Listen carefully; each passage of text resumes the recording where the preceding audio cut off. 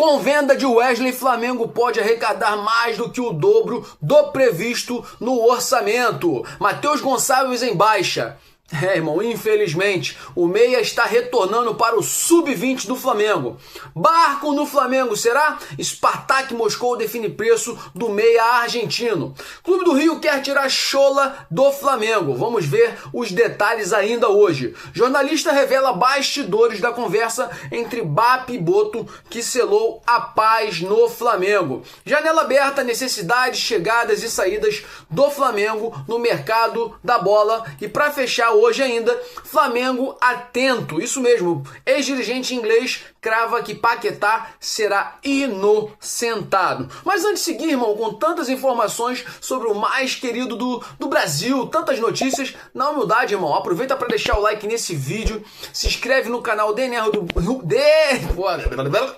Se inscreve no canal DNA Rubro Negro e ativa o sininho para não perder nada do mais querido, do nosso Mengão, irmão. Por favor, vou te falar uma parada. Na humildade, você não paga nada. Se tu não paga nada, por que não se inscrever? Por que não dar um like nesse vídeo que é feito com tanto amor e carinho para a torcida do Mengão? Então vamos lá, isso fortalece demais o nosso canal, com certeza, e ajuda a nação a crescer cada vez mais aqui no YouTube. Ó, nós amamos o Flamengo. Mas agora vamos para as notícias desse dia.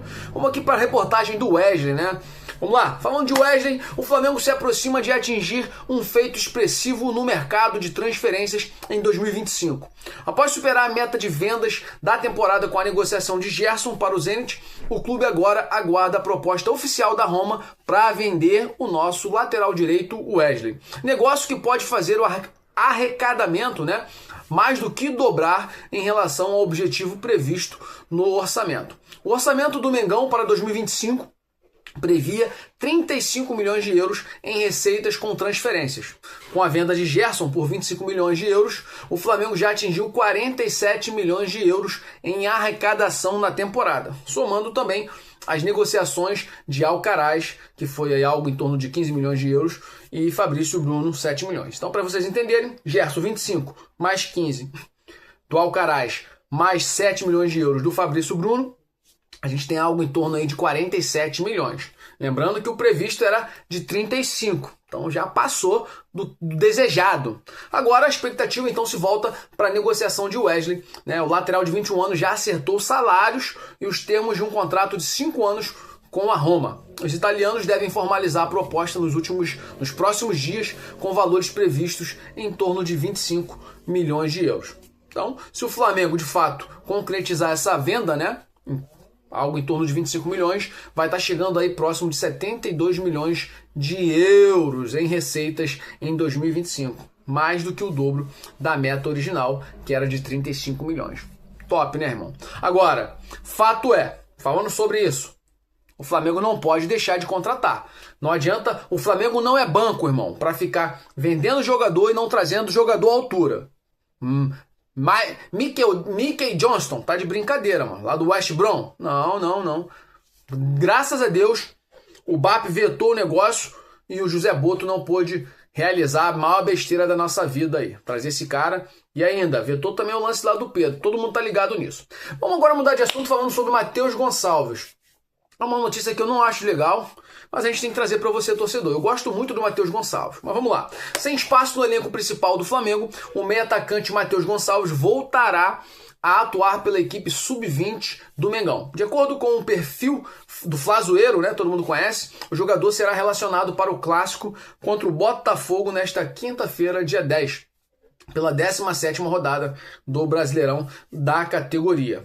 A partida vai ser realizada às 18 horas, eu cheguei a comentar, né, desse jogo aí do Botafogo com o Flamengo num vídeo de ontem, tá? Não sei se foi num vídeo ou se foi num short que eu fiz, mas tudo bem, a partida vai acontecer às 18 horas, né, no estádio Luso Brasileiro, na Ilha do Governador. É isso aí. O time sub-20 está sendo comandado, né, interinamente por Leonardo Ramos. Só para lembrar, o técnico do Flamengo, sub-20, foi embora, foi para a Suíça, e aí a gente está aí com o técnico interino ainda agilizando todo o futebol sub-20 do Flamengo. Com relação ao Matheus Gonçalves, o que você acha? Você acha que o Matheus Gonçalves deveria estar jogando no sub-20? Uma vez que o cara ascendeu, né, ele subiu pro principal e a bola que ele tem, eu fico muito chateado, cara, com essa situação do Matheus Gonçalves, como o Felipe Luiz trata esse jogador. Deixa nos comentários aí sua opinião sobre isso. Vamos falar agora sobre Barco no Flamengo.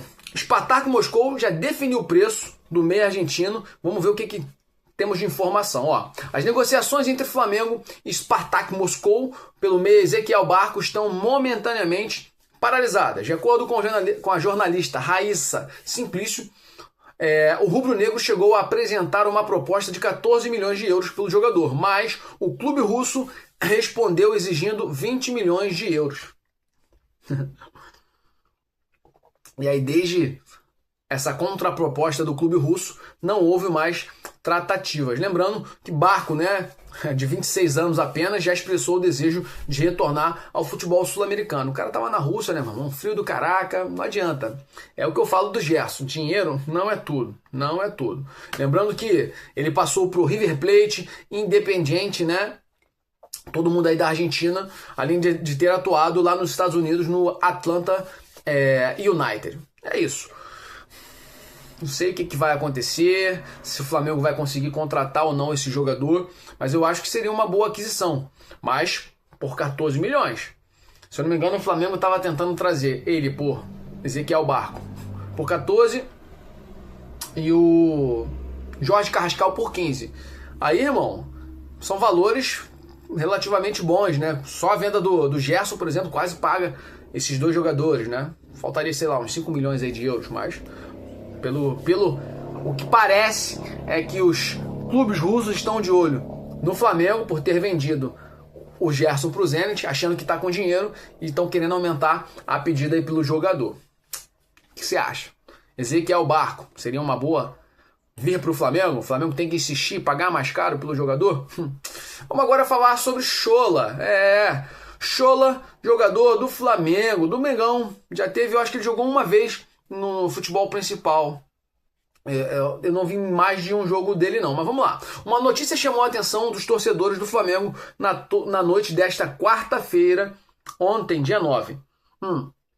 O Volta Redonda, vice-lanterna do Brasileirão da Série B, tentou o empréstimo do atacante nigeriano Ogundana Chola, de 20 anos, destaque nas categorias de base do Mengão. Chola é bicampeão da Libertadores Sub-20 e também já conquistou o Mundial Sub-20 pelo Flamengo. No entanto, o Mengão recusou a proposta, que bom, né? Priorizando a permanência do atleta no elenco que disputa o Brasileirão Sub-20. O jogador, inclusive, deve estar em campo hoje, quinta-feira, quando o Mengão vai estar enfrentando o Botafogo lá no Luso Brasileiro. Como eu falei, né? Hoje às 18 horas a gente tem esse jogo. Falando sobre Chola, né? O Chola, o Flamengo desembolsou 2 milhões, na verdade, de reais para adquirir 70% dos direitos econômicos do jogador. Lembrando que ele vamos falar um pouquinho sobre a situação dele, né? Ó, a permanência, pegar um pouco da reportagem aqui. A permanência definitiva do nigeriano do Flamengo também foi cercada de expectativa. Inicialmente emprestado pelo Remo Stars até julho de 2024, o Flamengo exerceu sua prioridade de compra nos últimos dias do prazo e desembolsou, como eu falei, os 2 milhões de reais aí, adquiriu 70% dos direitos de jogador. E tem contrato válido até final de 2027. Cara, eu penso no seguinte, o Chola é o outro jogador top no ataque do Flamengo, que tá ali no Sub-20, como, Chola. A gente tem Matheus Gonçalves, que veio, já jogou bastante, mas o Chola não. A gente tem Joshua, a gente tem o Wallacian. Como que o Flamengo, irmão, não consegue dar atenção para esses garotos da nossa base e fica tentando comprar outros jogadores que não tem histórico vencedor? Eu não entendo. Então, assim, você concorda comigo que o Flamengo deveria estar investindo mais, dando mais oportunidade para essa galera? Deixa sua opinião nos comentários aí, pra gente ficar tranquilo. Falando agora sobre Boto e Bapi. Parece que a paz foi selada no ninho, né? Vamos ver aqui, ó. A crise do Flamengo já foi resolvida internamente, mas BAP e Boto tiveram que conversar para parar as arestas e colocar um ponto final na situação. Vamos lá, ó. José Boto vinha se expondo ao falar abertamente sobre diversos pontos com jornalistas. BAP não estava gostando das atitudes do português, que na Itália falou sobre o desejo de trazer Vlahovic, né, por exemplo, e até precificou o Wesley. No Brasil ele também precificou Pedro em valor muito baixo, o que irritou todos nós torcedores. Por outro lado, o diretor português também ficou insatisfeito pelo veto à sua contratação. Ele estava perto de trazer o Mickey Johnston aí. O atacante irlandês já estava até com a viagem marcada para terça-feira, mas o clube cancelou e desistiu da contratação após análise de BAP. De acordo então com a jornalista Raíssa Simplício, o presidente do Flamengo conversou com José Boto e parece que se resolveram, né? O Boto revoltado com o BAP por ter tomado um veto, e aí, pô, será que eu tenho ainda não tenho autonomia no clube? O BAP falou, não, cara, eu confio no teu trabalho, mas você não pode também sair por aí, né, lançando informações, falando demais como você está fazendo. E aí parece que está tudo resolvido. Eu queria saber de você. Boto, fala demais? Língua solta? Ultimamente a gente estava tendo um problema de vazamento de escalação. Eu começo até a achar que era ele que estava vazando a escalação. O cara não consegue se controlar, irmão. Sai falando tudo para todo mundo. Diga aí na sua opinião. Quem tá errado nessa história? BAP por ter vetado ou Boto por falar demais? Agora, falando aqui um pouquinho, né, sobre... Deixa eu correr. Tô no final aqui já do vídeo. Falando sobre Paquetá. Paquetá. Parece que um ex-dirigente em inglês cravou que Paquetá vai ser inocentado. Vamos para a informação. O torcedor do Flamengo que sonhava com o retorno de Lucas Paquetá mais cedo do que se esperava, né, por conta do problema envolvendo as apostas, pode ficar triste com essa notícia. Mas o torcedor que quer ver o Lucas Paquetá, cria do Flamengo, bem inocentado, pode sorrir. A definição envolvendo o caso que tanto mexeu com o jogador está perto de sair. E o resultado é positivo, aparentemente, para o jogador. Quem disse isso foi o ex-dirigente, tá? Kate Winnes, que foi CEO do time do West Ham, né, entre 2004 e 2009. E parece que ele tem muita influência aí no clube, né, ainda, e no futebol inglês. Parece que no podcast, tá, Football Insider, o estrangeiro afirmou que suas fontes teriam lhe dito que a justiça havia tomado já a decisão sobre Lucas Paquetá e ele seria completamente inocentado de todas as acusações. Então, porque na notícia diz que alguns torcedores vão ficar tristes e outros felizes? Triste porque, ao ser inocentado, ele não vai vir aqui para o futebol sul-americano, ele não vai voltar para o Flamengo. Mas vai lembrar que, se ele fosse condenado, também haviam chances de ele não retornar. Por quê? Porque se ele fosse culpado e banido do futebol, irmão, não tem isso. Porque aqui a gente respeita a FIFA. Então, se a FIFA determinasse o banimento do futebol, ele só poderia ir para o futebol russo, que hoje não está mais ligado ao futebol europeu e à FIFA. Todo mundo sabe disso.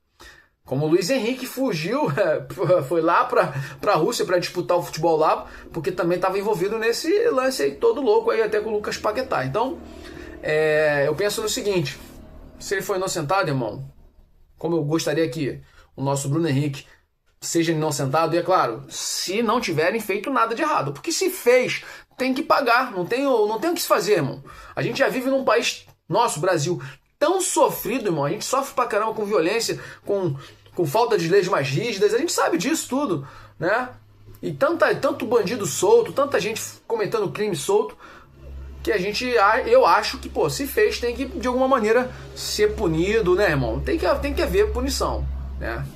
Mas, tomara aí que ele realmente seja inocentado, por ser inocente, de fato, e ele possa continuar jogando o futebol dele e quem sabe um dia voltar para a Gávea, né, para o Ninho, para poder continuar para encerrar a carreira, na verdade, e trazer felicidade para o time do Flamengo.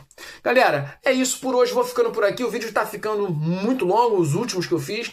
Então esse aqui tá tranquilo, 15 minutinhos aí, 16 minutos. Então comenta aqui embaixo, compartilha esse vídeo com os amigos rubro-negros e fortalece o nosso canal deixando seu like, se inscrevendo e ativando o sininho para não perder nenhuma novidade. Tamo junto, nação. Até o próximo vídeo. Saudações rubro-negras, para sempre Flamengo.